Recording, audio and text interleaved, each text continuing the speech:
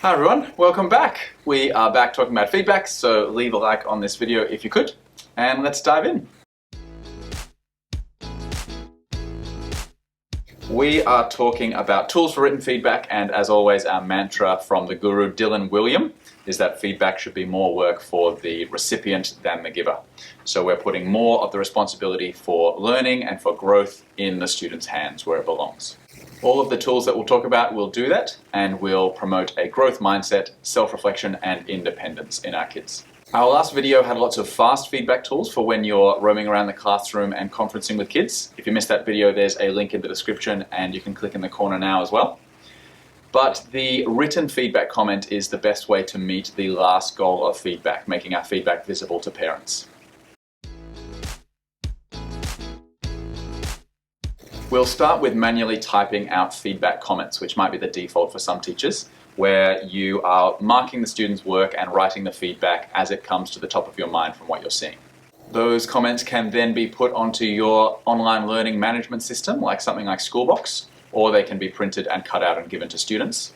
The advantage of these comments is that they are very personalized and highly targeted to student needs, but as you might have picked up, they can be quite laborious to type out manually with whatever you're seeing in front of you as the student's work. You would think of the best way to phrase something, type it out, maybe making some typos, having to backspace and rephrase, or thinking later of a better way to phrase a comment and going back to express yourself that way instead. For example, this is the very first feedback report comment that I ever wrote, and it took me over 2 hours to write as I thought about the best way to phrase everything and then reworking it as I went.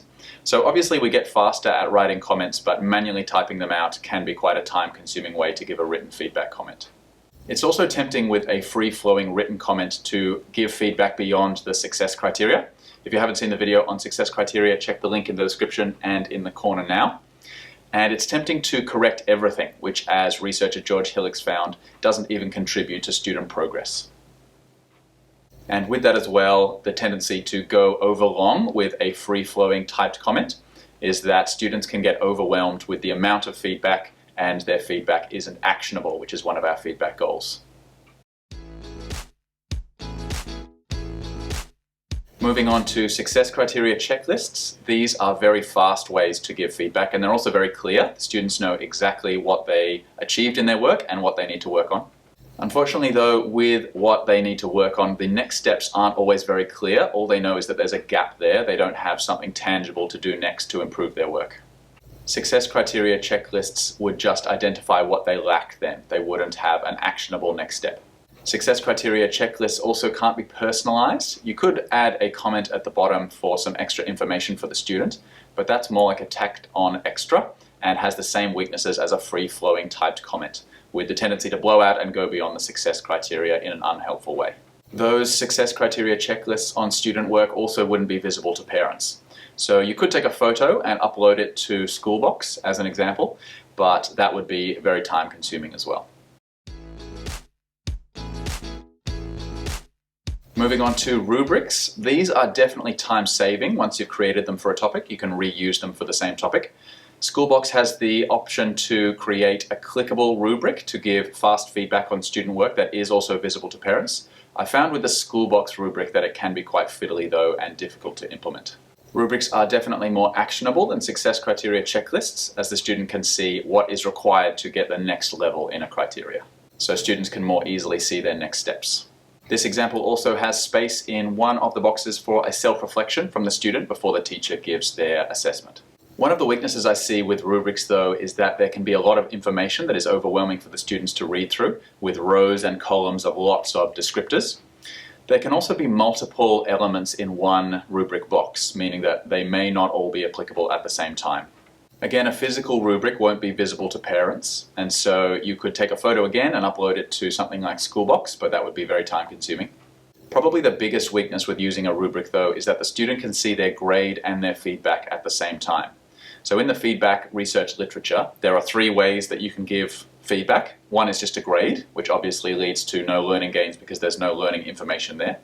A grade and a comment, which has only slightly higher student improvement rates, probably because the student sees the grade and then dismisses the comment, or a comment by itself, which by far yields the most student growth. Those are some of the strengths and weaknesses that I see in those written feedback tools.